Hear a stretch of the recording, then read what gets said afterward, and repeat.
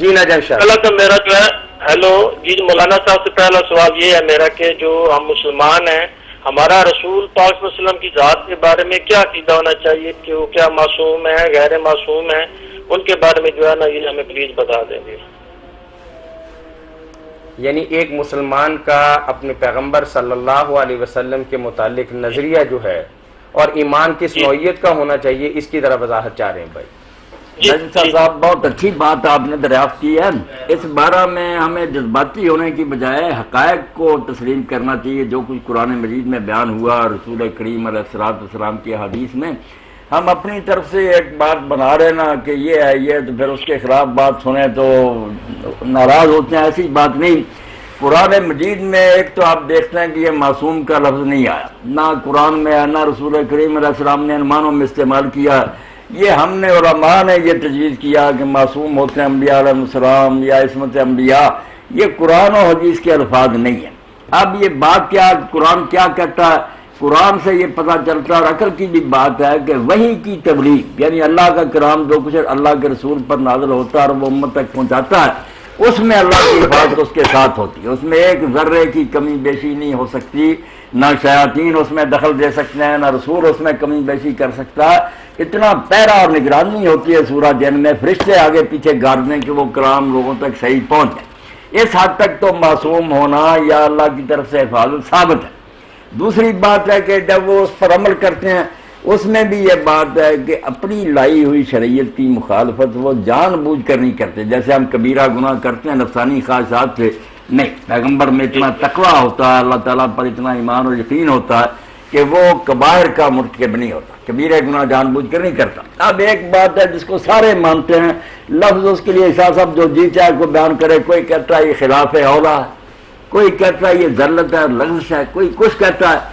بات سب مانتے ہیں کہ کچھ کام ایسے اللہ کے نبیوں سے ہوتے ہیں جس پر اللہ تعالیٰ ٹوک دیتا ہے کہ یہ نہیں ہونا چاہیے۔ اب قرآن مجید میں دیکھتے ہیں کہ رسول کریم علیہ السلام نے کوئی چیز اپنے پر حرام کر دی، اللہ کہہ رہا یا نبی لما تحرم ما احل اللہ لک، اے نبی تو نے کیوں حرام کی چیز جو اللہ نے حلال کی ہے۔ اسی طرح سورہ توبہ میں کہتا ہے عفا اللہ عنک لما اذنت لهم، اللہ نے تجھے معاف کیا، تو نے ان منافقوں کو کیوں اجازت دی؟ اجازت نہیں دینی تھی تاکہ ننگے ہو جاتے، جانا تو انہوں نے پھر بھی نہیں تھا، بہانہ بنا دیا کہ آپ نے اجازت دی ہے۔ تو ایسے واقعات دین میں ہیں، اور نماز کی حالت میں بھی شیعہ سنی اور سارے مسلمانوں کی کتابوں میں ہے کہ رسول کریم علیہ السلام کو سہو اور نسیان ہو گیا، آپ کو نہ رکھنے بھول گئی، بعد میں لوگوں نے بتائیں، حضور نے ان کو پورا کیا، سجدہ صاحب کیا۔ یہ شیعہ کی بھی اصول اربعہ کی کتابوں میں صحیح سندوں سے ہیں، سنیوں کی بھی ہے۔ اب اپنی طرف سے جب لوگوں نے کہا کہ نہیں نبی جو ہے اس کو سہو اور نسیان نہیں ہوتا، تو اس پر سب سے پہلے شیخ صدوق رحمۃ اللہ علیہ نے یہ کہا کہ یار تم نے غلو کا آغاز کر دیا، نبی کو نبی نے اب خدا بنانے لگے کو بڑی بھول جاتے ہیں۔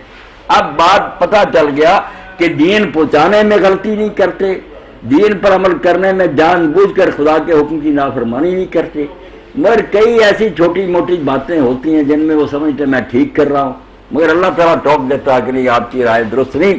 اس کو علماء خلاف اور اولا کہتے ہیں، شیعہ علماء سنی بھی ایسے کہتے ہیں کہ وہ بہتر نہیں کام ہوا۔ بات آپ ادب سے جیسے جس چاہے کریں، بات ایسی ہوتی کہ اللہ تعالیٰ کہتا ہے کہ یہ نہیں ٹھیک نہیں۔ اب اس بارے میں آپ جو کہنا چاہتے ہیں شاہ صاحب فرمائیں، پتہ چلے۔ ہاں جی، میں یہ بات علامہ صاحب آپ سے پوچھنا چاہتا ہوں کہ اگر نبیوں سے غلطیاں ہونی شروع ہو جائیں تو پھر ہم تو جو ہے نا وہ تو مسئلہ ہی اور جاتا ہے ہمارے بارے میں جو ہے نا۔ نہیں شاہ صاحب اس سے کچھ نہیں بگڑتا جی، کر لیں بات ہے، اس سے کیا نقصان ہوگا؟ خرابی تو تب ہوتی کہ جو دین ہم تک اللہ کے رسول نے پہنچایا اس میں خلل ہو جاتا، کوئی کمی بیشی ہو جاتی، اللہ کا دین تباہ ہو جاتا، یا اس سے خرابی لازم آتی کہ پیغمبر جان بوجھ کر نفسانی خواہشات کی خاطر حکم توڑتے، تو ہم بہانہ بنا دیتے کہ جو وہی لے کر آیا، جب وہی عمل نہیں کرتا تو ہم کیا کریں؟ یہ تو دونوں چیزیں میں نے واضح کر دی کہ ایسا نہیں ہوتا، جان بوجھ کر مگر یہ اب شاہ صاحب آپ دیکھ رہے ہیں کہ سہو و نسیان تو قرآن و سنت میں بڑا ہوا کہ آدم علیہ السلام فنا سے اللہ نے حکم دیا، بھول گئے، کھا لیا، اللہ ٹوکتا کہ نافرمانی کی ہے تم نے، عصا آدم ربہ فغوی۔ تو اس سے ہمیں کیا نقصان ہوتا؟ ہم نے اس کی غلطی کو دہرانا ہے، ہمیں بتایا جاتا ہے کہ دیکھو اس نے غلط کیا تو میں نے ان کو نہیں معاف کیا، تم کون؟ یہ تو دین میں ایک عمدہ مثال قائم ہو جاتی ہے کہ چھوٹی موٹی باتیں جو ان کی شان کے لحاظ سے غلطی شمار ہوئی ہمارے لیے شاید وہ جائز ہی ہوتی، اللہ اس پر بھی ٹوک دیتا کہ تمہارے بلند مرتبے کے لائق نہیں، مقربان اور بیشتر بہت حیرانی، جتنے وہ اللہ کے زیادہ پیارے ہوتے ہیں اتنی ان کی پکڑ زیادہ ہوتی ہے۔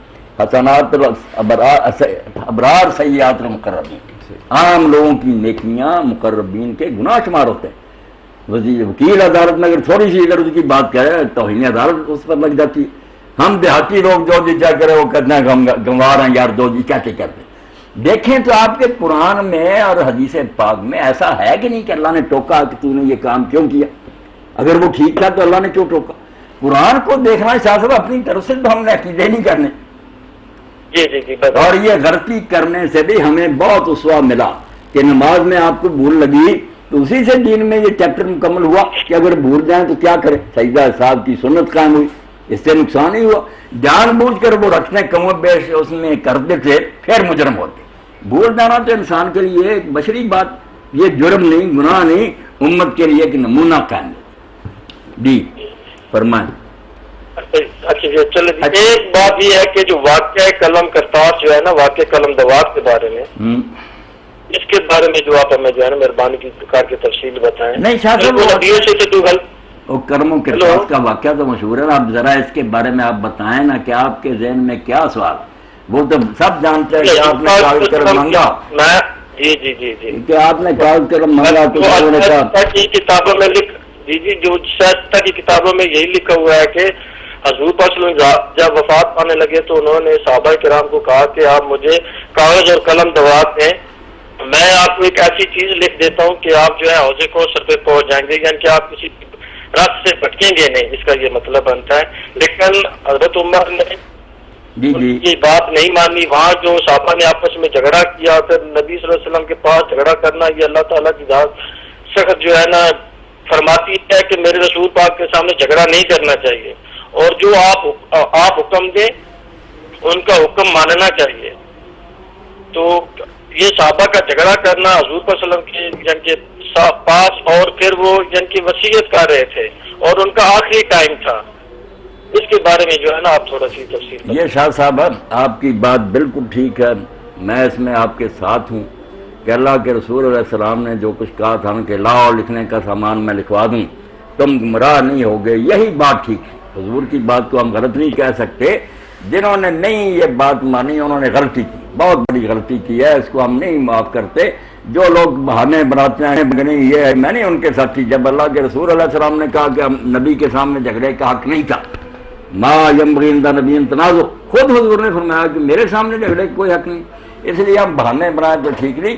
یہ کہیں گے کہ وہ بھی انسان تھے، ان سے اگر غلطی ہوئی ہے تو بڑے بڑے لوگوں سے غلطیاں ہوئی ہیں، جیسے میں نے عرض کیا آدم علیہ السلام نے ڈائریکٹ اللہ سے سنا تھا کہ یہ کھانا نہ کھانا، مگر انہوں نے جنت میں حکم توڑ دیا، اللہ نے کہا تھا کہ شیطان کے پاس نہ جانا۔ تو جب اتنے بڑے لوگوں سے غلطی ہو سکتی ہے تو حضرت عمر ان کے ساتھیوں سے باقی جو الفاظ آپ کہتے ہیں نا کہ حضرت عمر نے کہا کہ حضور تو ہذیان کر رہے ہیں، یہ شاہ صاحب کوئی نہیں دکھا سکتا، یہ لوگوں نے جھوٹی بات بنائی ہے، صحاح ستہ میں یہ بات نہیں۔ کچھ لوگوں نے یہ کہا کہ کیا حضور ہذیان کر رہے ہیں، وہ علماء کی بات ٹھیک ہے کہ وہ گروہ تھا جو کہتا تھا لکھوانا چاہیے، انہوں نے کہا حضور کی بھائی یار ہذیان ہے کیوں نہیں مانتے، وہ بھی نہیں کہتے کہ ہذیان ہے، وہ ٹوک رہا ہے کہ آپ لوگ کیوں مخالفت کرتے ہیں، حضور کوئی بری بات کہہ رہے ہیں، حاجرہ کیا حضور ہذیان کر رہے ہیں، یہ استفہام انکاری ہے، اس لیے کسی نے ہذیان نہیں کہا۔ باقی جنہوں نے رکاوٹ ڈالی ان کی غلطی، انہوں نے شاید اس لیے آتے کہ حضور کو تکلیف ہے یار دین تو آپ نے پہنچا دیا، کسی نے نزیت سے کیا وہ ان کا معاملہ، مگر جو علماء حق ہیں جیسے ابن حزم وہ صاف کہتے ہیں کہ حضرت عمر رضی اللہ عنہ نے بہت بڑی غلطی کی، گناہ کیا، انہیں کیا حق تھا حضور کی بات کو رد کرنے کا۔ میں صاف کہہ رہا ہوں اتنی دنیا کے سامنے کہ انہیں کہنا کہ کوئی حق نہیں تھا، پیغمبر سچا تھا یا حضرت عمر سے، مگر جو باتیں بڑھا لی گئی ہیں نا کہ انہوں نے ہذیان کا کہا، یہ ایسا نہیں کہنا چاہیے، جس بات کا ثبوت نہیں ہمیں کوئی حق نہیں۔ یہ جو جھگڑے ہیں نا یہ بات غلط ہے، باقی وہ جھگڑے کس نیت سے ہیں، صلح حدیبیہ میں بھی جھگڑے تھے مگر دینی غیرت کی وجہ سے کہ ہم اس وقت طاقت میں ہیں، اتنے ہیں، خدا کا گھر ان کی ملکیت ہے، یہ روک رہا کیوں آپ یا رسول اللہ سچے ہوتے ہوئے ان شرطوں پر صلح کر رہے ہیں، تو وہ بے ایمانی کی نیت نہیں، اچھی نیت ہے۔ اسی طرح اگر انہوں نے سمجھا کہ رسول کریم علیہ السلام غلب الوجہ، آپ کو بڑی تکلیف ہے اس وقت یار پریشان کیا کرنا، دین کی کوئی بات رہ گئی ہے، تو چلو ان کی یہ غلطی کہیں، بالکل غلطی کہیں، کوئی اس کی صفائی نہ دے، بات وہی درست تھی جو حضور کہہ رہے تھے، لکھوا لو۔ اور اسی لیے ابن عباس رضی اللہ عنہ روتے تھے کہ اس سے بڑی کیا مصیبت آئے گی کہ اللہ کے رسول نے لکھنا چاہا، لوگوں نے شور و غر کر دیا۔ میں شاہ صاحب حقیقت نہیں چھپاتا، جو صحیح بات کہتا ہوں کہ لوگوں کو مخالفت نہیں کرنی چاہیے، جو اللہ کے پیغمبر کہہ رہے تھے ماننا چاہیے۔ اب ان کا کیا حال ہوگا یا ان کی نیت جو کیا تھی وہ اللہ جانتا۔ اصل میں علامہ صاحب بات یہ ہے نا کہ اس جو اگر وہ اپنی وصیت حضور پاک صلی اللہ علیہ وسلم لکھ دیتے تو ہم جو ہے نا یا مسلمان جتنے فرقوں میں بٹے ہوئے ہیں اس کے بارے میں جو ہے نا ہم واقعی آپ سے سوال چاہتے ہیں کہ ایک دیکھیں جو شخص حضرت عمر کی وجہ سے بارے میں شاہ صاحب یہ بھی بات لکھنا چاہتے تھے، یہ بھی شاہ صاحب آپ کو ماننا چاہیے نا کہ اگر ہم ان حدیثوں پر اعتبار کریں تو پھر پوری بات ماننی چاہیے نا۔ اس میں آتا ہے کہ ہم حضور کیا لکھنا چاہتے تھے، اسی بخاری میں مسلم میں ہے کہ آپ نے فرمایا بلاؤ ابو بکر کو تاکہ میں اس کے لیے خلافت کا لکھ دوں، بعد میں کوئی تمنا کرنے والا تمنا نہ کرے اور جھگڑا کرنے والے جھگڑا نہ کرے۔ ماننا تو پورا مانے پھر کہ حضور نے اپنا ارادہ ظاہر کر دیا، اور اسی کو ابن حزم کہتے ہیں کہ یہ مل گیا تو یار میری جان بچ گئی، ورنہ میں مرنے کے قریب تھا کہ حضور کا ارادہ دل میں رہ گیا۔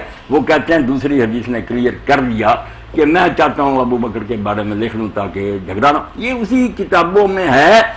اگر ماننا تو سارا مانے کہ اس کے لیے لکھنا چاہتے، اس سے ابن تیمیہ بھی مانتے، میں بھی کہتا ہوں سفیان کہ لکھنی خلافت کی بات ہی، اس میں جھگڑا کرنے کی بات نہیں، مسئلے سارے ہو گئے تھے۔ مگر وہ آپ حضرات کا خیال ہے حضرت علی رضی اللہ عنہ کے بارے میں لکھنا تھا، سنی حضرات کی حدیثوں میں، علماء کی بات نہیں، حدیثوں میں ہے کہ آپ نے کہا بلاؤ ابو بکر کے لیے لکھ لوں۔ اس لیے میں کہوں گا کہ اگر تو اس واقعہ کو ماننا ہے کہ آپ لکھوانا چاہتے تھے تو پھر وہ تو وہاں بتایا ہوا کہ ابو بکر کی خلاف لکھوانا۔ اب شاہ صاحب کیا کریں، بات مانی کہ پوری مانا نہیں تو چھوڑے۔ جی اصل میں دیکھیں نا، آپ پہلے تشریح کی کتابیں پڑھیں نا، ہم تو چلو شاہ ستہ کی جو کتابیں وہ تو اہل سنت جماعت کی ہیں نا۔ اگر آپ نہج البلاغہ پڑھیں، نہج الاسرار پڑھیں، مذہب اہل بیت پڑھیں تو پھر اس میں تو وہ جو ہے نا مولا علیہ السلام کے فرمان ہے کہ وہ جو ہے نا میرے حق پہ جو ہے نا قبضہ ہوا ہے۔ پھر ہم کیا مولا علیہ السلام کو ان کو جھوٹا کہیں یا کس کو جھوٹا کہیں؟ نہ ہم نہیں جھوٹا کہیں۔ آپ نے ذکر کیا نا کہہ رہے تشیعوں کی کتابیں پڑھیں، میں یہاں جب بیٹھتا ہوں اسی لیے ساری دنیا کو کہتا ہوں کہ میں نے سب کا پڑھا اور میں سب کا احترام کرتا ہوں۔ میں ان لوگوں میں نہیں کہ سنیوں کی کتابیں موت بنا شیعوں کی نہیں، یہ کرتے رہیں جو جھگڑے کرتے، میں کہتا ہوں سب کی ہے، مگر جیسے سنیوں کی کتابیں شیعوں کی ان میں بھی کمزور روایتیں ہیں، ان میں بھی اسی لیے راوی لکھے گئے ہیں، وہ پرکھی جائیں گی نا۔ اب آپ نے نہج البلاغہ کا تذکرہ کیا، امیر المومنین علیہ السلام کے خطبات میں کہیں آپ کو نہیں ملے گا کہ حضور نے مجھے خلیفہ مقرر کر دیا، یہ کہیں نہیں۔ نہج البلاغہ میں جنہوں نے شرح کی وہ بھی ہار گئے، اور میں نے مفتی جعفر حسین مجتہد مرحوم سے ان کے سامنے پوچھا تھا کہ آپ نے اتنی شرح کی ہے، کہیں آپ نے کہا کہ حضور نے مجھے مقرر کیا؟ اپنے اوصاف بیان کیے ہیں، اپنے علم کا تذکرہ کیا، حضور کے ساتھ قرابت کا کیا، تو مفتی صاحب کہنے لگے انہوں نے اس لیے نص کو بیان کیا کہ انہوں نے کیا ماننا ہے، یہ مانے گی حضور۔ میں نے کہا چھوٹے جو ہے حق تھے کہ میں قریبی ہوں، میں بہادر ہوں، میں وہ بیان کرتے رہے، جو اصل تھا معاملہ کہ حضور مجھے کر گئے، مانے نہیں تو وہ جاتے جہنم میں، پیش تو کرتے۔ اس لیے نہج البلاغہ میں اگر شاہ صاحب آپ کو کہیں ملے نا کہ امیر المومنین نے اپنا یہ حق بتایا ہو کہ مجھے حضور نے مقرر کیا تھا، تو بڑی خوشی سے آپ اگلی نشست میں وہ بیان کر لیں، دیکھیں گے کوئی نہیں۔ اصل میں آپ حضرات کو یہ پتہ ہونا چاہیے کہ جیسے سنیوں میں بہت لوگوں نے باتیں گھڑی ہیں، ایک کتاب ہے جس نے شیعہ مذہب کو برباد کر دیا، صاف کہتا ہوں، وہ سلیم ابن قیس الہلالی کی کتاب ہے، جس کو کہتے ہیں کہ وہ حضرت علی ان کا صحابی تھا۔ جب حجاج وغیرہ نے پکڑنا شروع کیا چھپ گیا اور جا کے ایک شخص ابان کے پاس چھپا رہا ساری زندگی، اور مرنے کے وقت کہنے لگا یار میرے پاس ایک امانت لے گی، وہ کتاب دے گیا، پتہ نہیں اس نے دی یا نہیں، ابان نے۔ اب ابان کے بارے میں آپ علامہ خوئی کی موج مرساری دیکھ رہے راوی، یہ جھوٹے راوی، سارا فساد اس ابان نے ڈالا ہے کہ اپنی طرف سے ایک کتاب کر کر سلیم کے نام لگا دی، یا سلیم جھوٹ بول گیا۔ اس کے علاوہ دنیا میں یہ ظلم کہیں نہیں ہے۔ یہ جتنی باتیں نا آپ کتابیں نکلوا کر ثابت کریں شیعہ علماء اپنی کتابوں سے کہ یہ راوی سچا ابان جس نے یہ کتاب پھیلائی، سارے ظلم کے انہوں نے یہ کیا، حضور کے بعد یہ کیا، تو خدا کے لیے شیعہ حضرات بھی توبہ کر لیں، یہ ظلم ان کے نے کوئی نہیں دیکھے، نہ سنی یہ اپنی طرف سے باتیں گھڑیں، یہ بھی موقع پر نہیں تھی۔ جو بات دلیل سے ثابت ہوتی ہے اس کو لے لیں۔ میں نے یہ کاغذ قلم کے بارے میں صاف کہہ دیا نا کہ حضرت عمر نے جو کچھ کیا غلط، ابن حزم جیسے کہتے ہیں کہ انہوں نے بہت بڑی خطا کی ہے، انہیں کیا حق تھا، حضور لکھوانا چاہتے لکھوانے دیتے۔ جو بات صحیح ہوگی شاہ صاحب میں وہ کہہ دوں گا، مجھے کسی کا ڈر نہیں، نہ میں پرواہ کر دوں، مگر بات کو بڑھانا بننا چاہیے اپنی حد سے، جتنی ہے اتنی رکھے۔ علامہ صاحب بات یہ ہے نا، آپ دیکھیں نا کہ جو مشہور اس وقت صحابی تھے، حضرت سلمان فارسی، حضرت ابو ذر غفاری، حضرت بلال، حضرت عمار بن یاسر، حضرت ابو ایوب انصاری، حضرت مقداد اور حضرت شعیب، حضرت علی علیہ السلام، یہ جو ہے نا اس میٹنگ میں شامل نہیں تھے جس وقت یہ شکیفہ جو ہے نا وہ شکیفہ میں یہ جو میٹنگ ہوئی تھی خلافت کی، تو پھر حضرت علی علیہ السلام نے جو ان کی بیعت وغیرہ نہیں کی تھی، یہاں تک کہ آپ کی جو دو تین میں نے سیڑھیاں سنی ہیں جس میں آپ نے کہا ہے کہ جی عمر جو ہے وہ آگ لے کے آپ کی بیٹی کے دروازے پر آئے تھے اور وہ دروازے کو دھکا دیا تھا، ان کا بازو ٹوٹ گیا تھا، بچہ شہید ہو گیا تھا، آخر یہ سارا چکر پھر کیوں ہوا؟ یہ شاہ صاحب آپ نے اچھا کیا، میری بات کو دنیا میں بہت شیعہ حضرات نے بگاڑا، سنی میرے خلاف فتویٰ آپ تیار کر رہے ہیں، حالانکہ میں نے جب یہ بات بیان کی اس کا سیاق اور تھا، میں نے یہ نہیں کہا تھا کیسا ہوا، نہ میں اس کا قائل ہوں، اگر ہوا ہوتا سلیم بن قیس جس کا میں دیکھا اس کی جھوٹی کتاب کے علاوہ یہ باتیں ہوتی تو میں حضرت عمر کیوں کہتا، میں آپ سے پہلے بڑھ کر اس کو برا بلا کہتا، یہ سارے قصے کہ دروازہ توڑا گیا، آگ لگائی گئی پیٹ پر، یہ جعلی لوگوں کی روایت ہے، شیعوں کی بھی میں نے دیکھ لی، ان کے بھی کوئی اس کے معتبر راوی نہیں، بنائی ہوئی بات ہے، ایسا کوئی قصہ نہیں ہوا۔ اور جو میٹنگ کی آپ بات کریں، میٹنگ تو کسی نے بلائی نہیں، حضرت ابوبکر عمر نے کوئی کٹ کیا ہوتا خلافت کے لیے تو ضرور ان کو بھی بلاتے، ہنگامی حالات ایسے پیدا ہو گئے کہ لوگ سارے حضور کے کفن دفن میں لگے ہوئے تھے، اب وہاں سقیفہ بنی ساعدہ میں انصار جمع تھے، کوئی وہ بھی سازش نہیں تھی، وہ سردار سے حضرت صاحب مدینے والے اکٹھے تھے کہ حضور کا انتقال ہو گیا، صدمے سے بیٹھے تھے، وہاں یہ بات چھڑ گئی اور چھڑنی فطری تھی کہ حضور کے بعد اب کیا انتظام ہوگا، اور شاید کوئی منافق بھی گھس گیا ہو کہ خانہ جنگی کرا دیں، وہاں بات چل گئی کہ مدینے والوں سے زیادہ حق کس کا ہے، ان کا شاعر ہے، انہوں نے حضور کا ساتھ، باتیں بھی ٹھیک تھی، سعد بن عبادہ سے زیادہ قابل کون ہے، اس کے حق میں ہوگا۔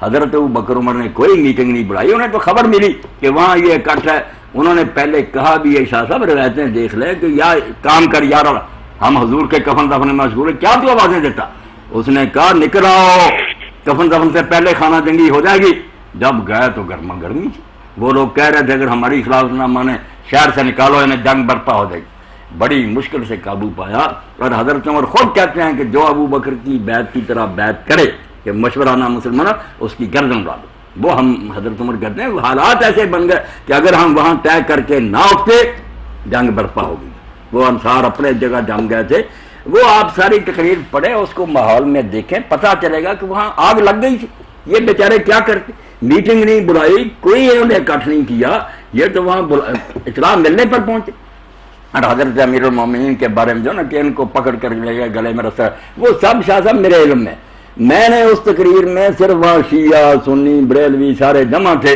اب اہل حدیث اور دوسرے بھی اس کو غلط رنگ دے رہے ہیں، میں نے کب کہا یہ باتیں ٹھیک ہے، صرف میں نے وہاں یہ سمجھانے کے لیے ناظم حلقہ نے کٹ کیا تھا، وہاں اگر میں کہتا یہ باتیں غلط ہیں، شیعہ کہتے یہ سرا کے لیے بنایا ہماری باتوں غلط، وہاں یہی صرف سمجھانا تھا کہ شیعوں کو بھی برا برا نہ کرو نہ انہیں قتل کرو، انہوں نے بیچاروں نے جو سنی ہے نا سچی ہے یہ جھوٹی وہ یہ ہیں باتیں ان کی طرف سے بیان کی تھی، اور کہا تھا کہ جن بیچاروں نے بچپن سے یہ سنی ہے اور کتابوں میں پڑھتے آتے وہ لعنت نہ کرے تو اور کیا، یہ بات تھی ان کی طرف سے، سنیوں کو کہا کہ تم نے سنا کہ انہوں نے بڑا انصاف کیا، حضور کی سے محبت کی ہے، یہ ان کی تعریف نہ کرے تو اور کیا، یہ سارے حلقوں کو ٹھنڈا کرنے کے لیے کہ مار کٹائی اور مناظروں سے کیا بنے گا، جو کسی نے سنا اس پر لگا اس کو اپنا اپنا رنگ سامنے دے دیا، شیعوں نے کہا کہ مولوی صاحب نے ہماری حمایت کر دی کہ یہ ظلم ہوئے تھے، حالانکہ میں یہ ظلم مانتا تو حضرت عمر کو معذرت، حضرت عمر کو کہتا پھر لعنت نہ کرتا، اور اہل حدیثوں نے بنا دیا کہ مولوی صاحب خود کہتا کہ یہ ظلم ہو، نہیں وہ نہ میری طرف سے نکلی،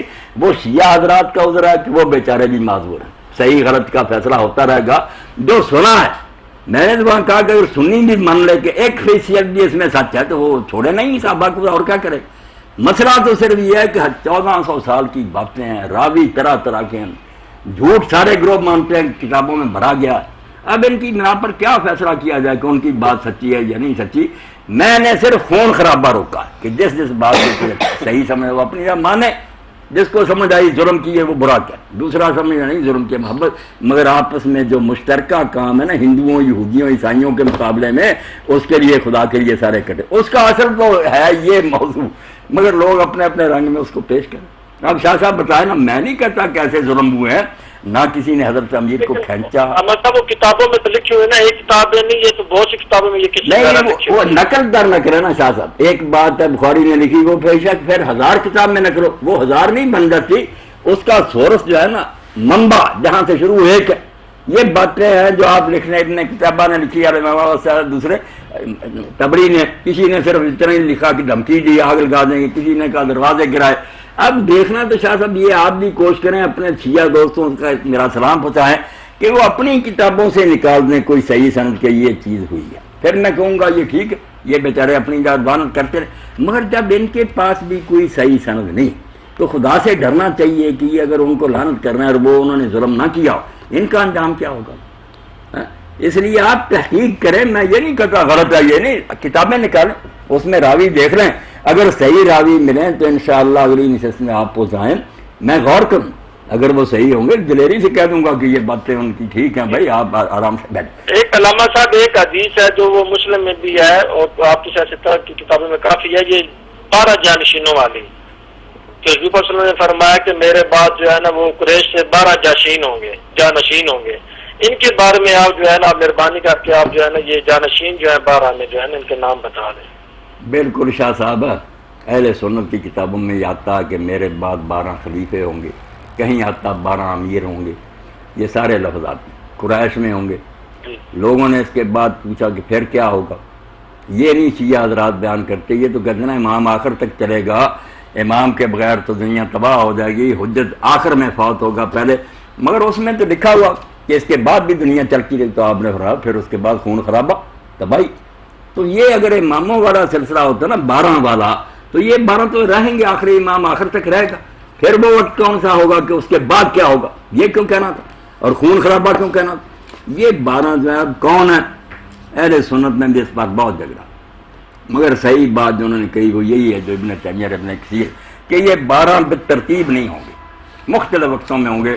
کچھ ہو چکے ہیں، ہوں گے عادل متقیر پرہیزگار ہوں گے. میزی علماء نہیں، نہ جیسے ائمہ طاہرین میں سے باقی ہیں.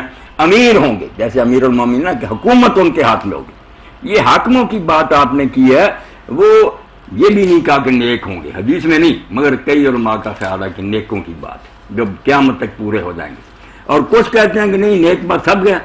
صرف آپ نے بتایا کہ 12 جب تک ہوں گے اس وقت مسلمانوں کا کام ٹھیک ٹھاک چلے گا.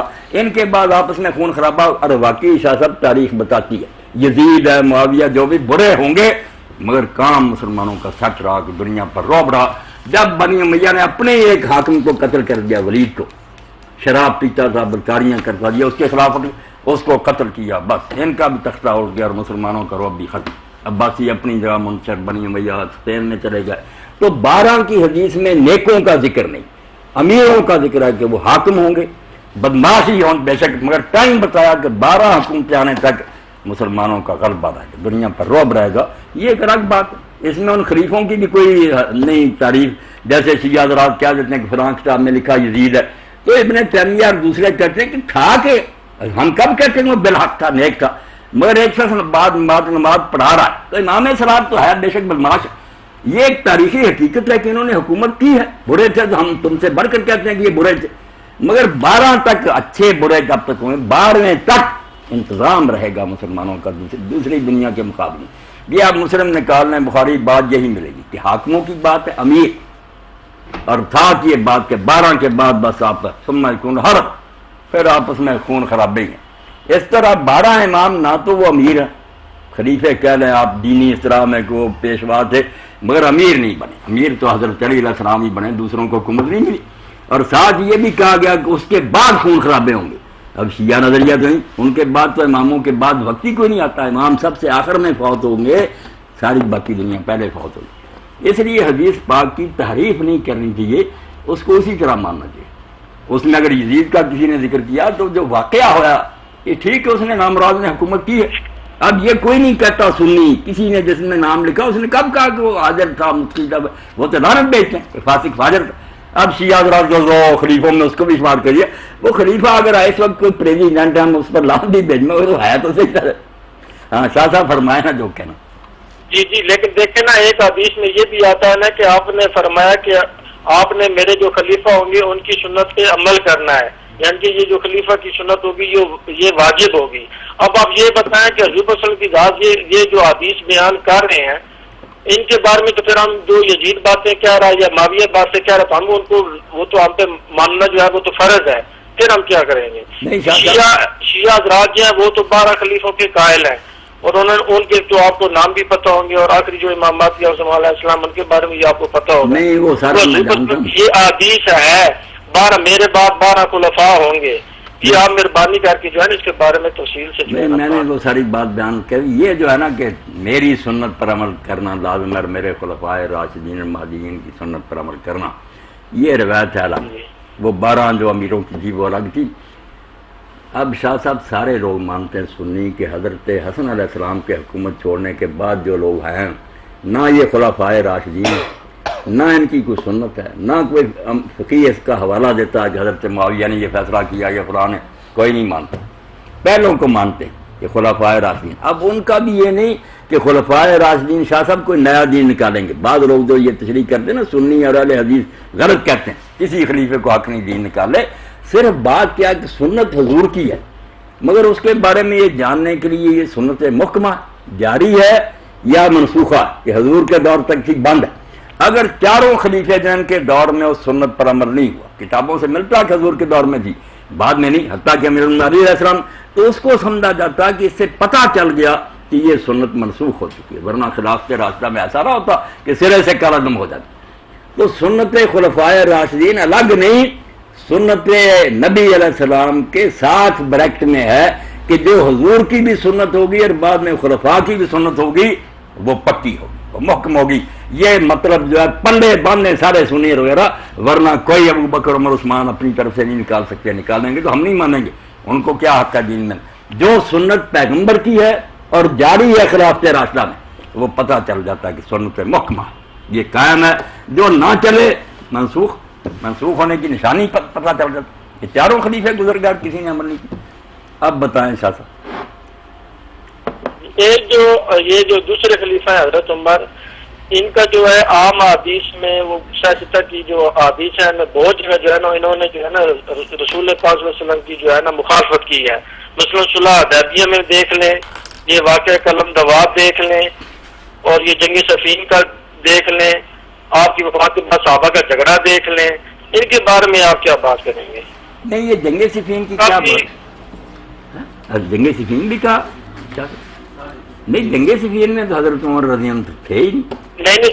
صلح حدیبیہ پر صلح حدیبیہ ٹھیک ہے، ہاں یہ صلح آپ سے اور واقعہ قلم کرتاس ہے وہ دو ہی ہو گیا نا. ایک قصہ ہو گیا صلح حدیبیہ کا، ایک انہوں نے جو رسول پاک صلی اللہ علیہ وسلم کی ذات کی جو ہے نا جو مخالفت کی ہے نا، میں نے وہ بات کہی تھی کہ ان کی باتیں نہیں مانی. جو بات تھی نا صلح حدیبیہ کی، وہ تو آپ نے دیکھا کہ ہر شخص جانتا کہ حضرت عمر نے دینی غیرت کا مظاہرہ کیا. وہ جڑ رہے تھے کہ یہ کفار ہے مکہ سے ہمیں روکنے والے، جن کو ہم نے اتنی شکستیں دی. اللہ کے رسول آپ سچے ہیں، نبی ہیں، کیوں ان سے یہ دب کر صلح کر دی؟ حضور اپنی جائے حکمت کو جانتے تھے. بعد میں حضرت عمر کو بھی سمجھ آ گئی کہ ٹھیک کیا تھا آپ نے. وہ تو ناراضگی خود حضور کی محبت کی وجہ سے تھی کہ آپ نبی ہوتے کیوں جھک رہے ہیں. کوئی بے ادبی نہیں تھی. ایسی باتیں جو ہیں اور جذبے سے کی. جو کاغذ قلم کی بات ہے وہ ٹھیک ہے. میں نے صاحب بتایا کہ ابن حزم کہتے ہیں یہ حضرت عمر ان کا بہت بڑا قصور ہے، بڑی غلطی ہے، انہیں روکنا نہیں چاہیے تھا. اس میں ہم بہانے نہیں بنائیں گے، جو رسول علیہ السلام کرنا چاہتے ہیں وہی ٹھیک ہے، مگر اس سے کوئی کفر تو لازم نہیں آتا. آدمی سے بڑی بڑی غلطیاں ہو جاتی ہیں. آپ آدم علیہ السلام کی طرف ہی رخ کریں کہ اللہ سے سنا تھا، جنت میں تھے، پھر حکم توڑ دیا. واسا آدم ربا کیا بے ایمان ہو گیا، وہ انسان غصے میں آ جاتا. تو انہوں نے کہا حضور کو کیوں تکلیف دینی ہے. اس میں ہم زیادہ بحث کیا کریں، جو حق کی بات تھی کہ انہیں یہ نہیں کرنا چاہیے تھا. میں نے ایک بڑے عالم کے حوالے سے بتا دیا کہ حق وہی تھا جو حضور چاہتے تھے، لکھا جاتا. مگر میں نے آپ کو پہلے ہی بتایا کہ انہی حدیثوں میں کہ آپ حضرت ابوبکر کا لکھنا چاہتے تھے. آپ نے کہا بلاؤ اس کو، میں اس کے لیے لکھ دوں تاکہ کوئی جھگڑا نہ کرے. اس لیے ماننی ہے یہ سیاقی حدیث ہیں تو پھر مانے کہ لکھنے کا ارادہ حضرت ابوبکر کے لیے.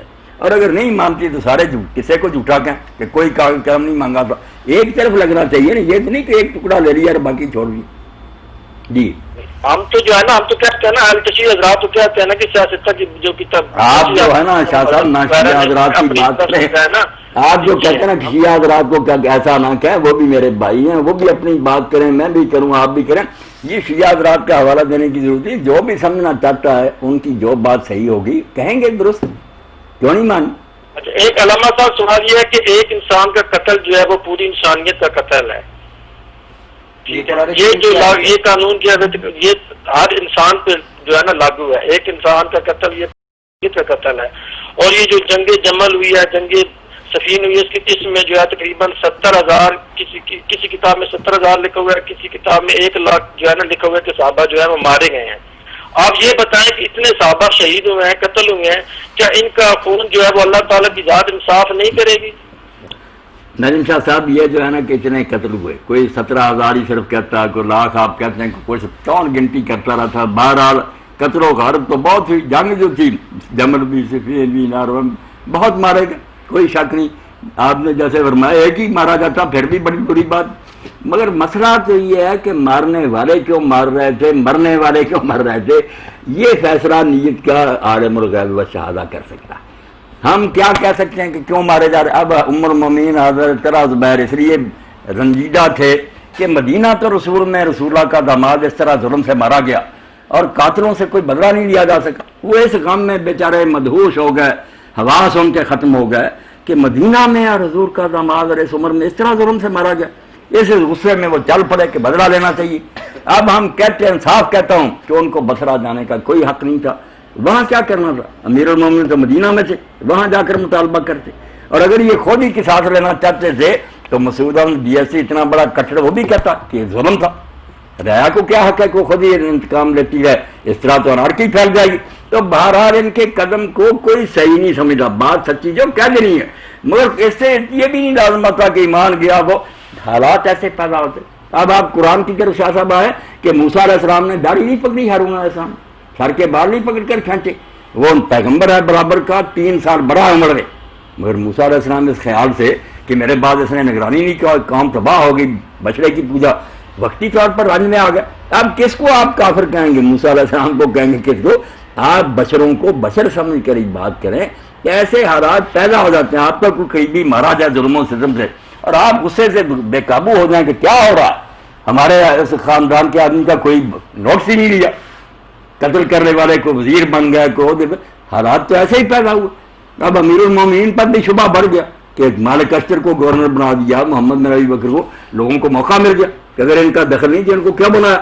حالات ایسے پیدا ہوا کہ عام لوگ جو تھے ان کی عقل نے جواب دے دیا کہ ان قاتلوں کو کیوں ساتھ رکھا، ادھر ویسے اتنے چوٹی کے لوگ طلحہ اور زبیر، حضرت عمر مومن جیسے، تو ان حالات کو دیکھتے پتہ چلتا ہے کہ جو کچھ اس وقت ہو رہا تھا اس میں سب معذور تھے۔ اپنی عام پبلک کیا کرتی، لوگوں کو کوئی سمجھ نہیں آ رہی تھا کہ حضرت عثمان کے ساتھ یہ کیا ہوا، ادھر بڑا ہے ادھر خلیفہ ہے۔ تو ان مشکل حالات میں ہم بھی ہوتے تو شاہ صاحب پتہ نہیں ہماری عقل کیا کرتی۔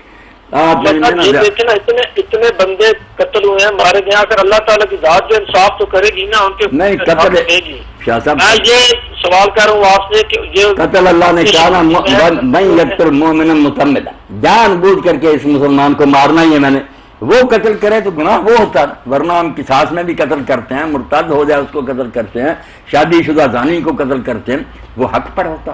اس لیے اگر کوئی شخص کہتا ہے کہ ان ظالموں سے ہم بدلہ لینے کی کر رہے ہیں تو ان کو اس نیت کا ثواب بھی مل سکتا، یہ تو فیصلہ خدا کرے گا نا کہ انہوں نے یہ کام کس نیت سے کیا۔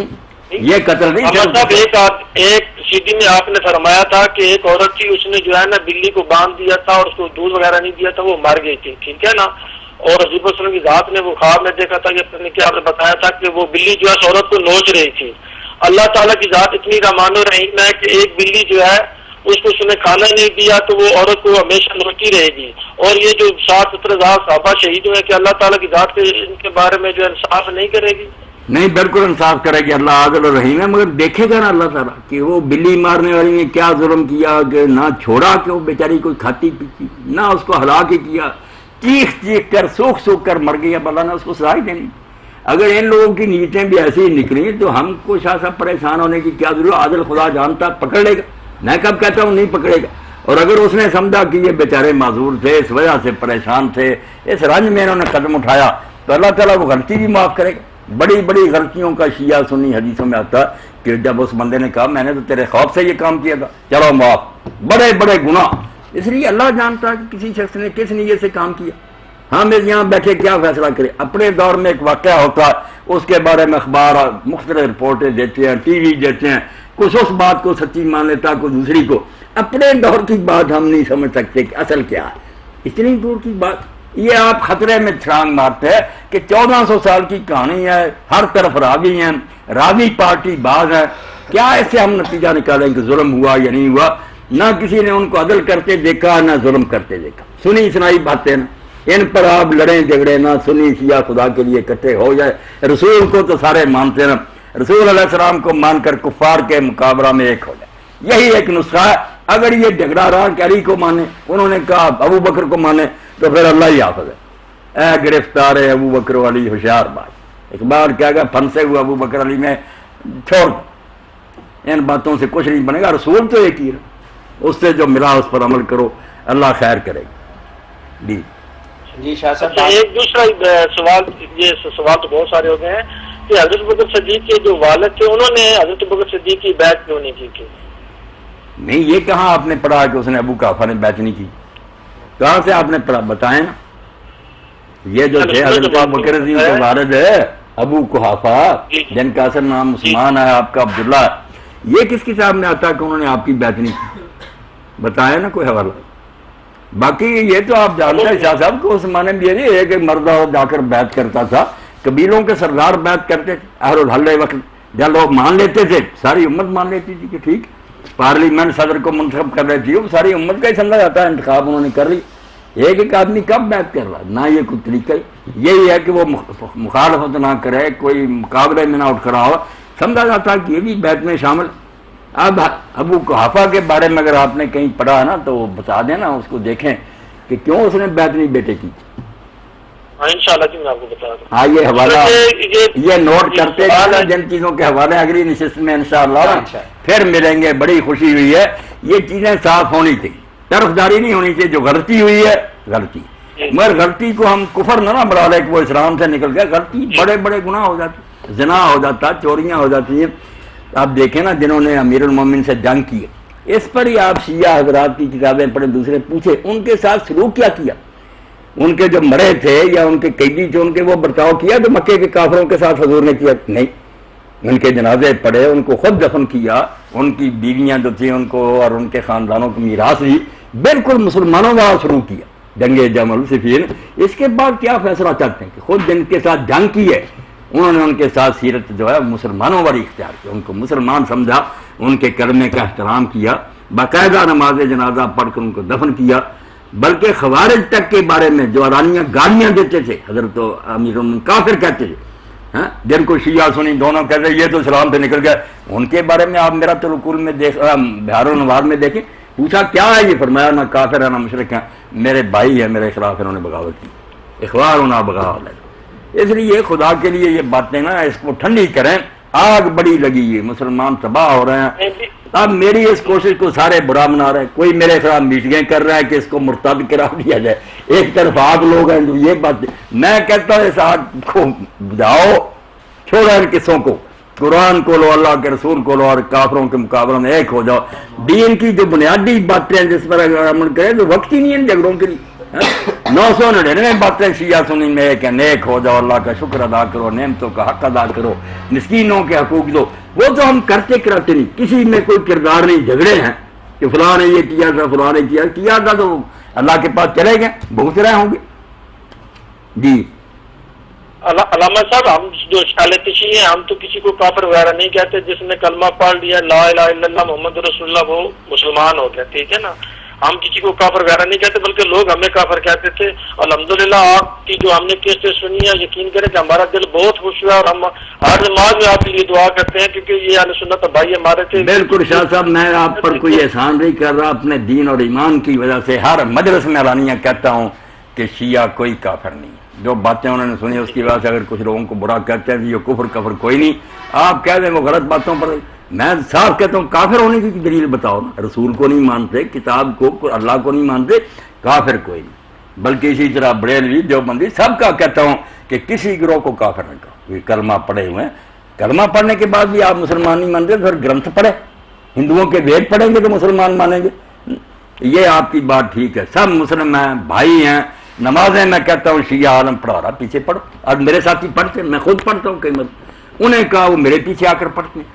میری دعوت پوری دنیا ہے اسلام کو یہی، ایک ہو جاؤ، بالکل تم ایک ہو، ایک رسول کی امت ہو، جس کا دین ہے وہ تو ایک ہی ہے نا ہمارا، یہ اس کے ساتھی یا دوسرے جو سمجھتا اچھے ہیں وہ عزت کرتا ہے، جو سمجھتے نہیں بگڑ گئے تھے وہ برا کرتا، یہ بات کی باتیں ہیں۔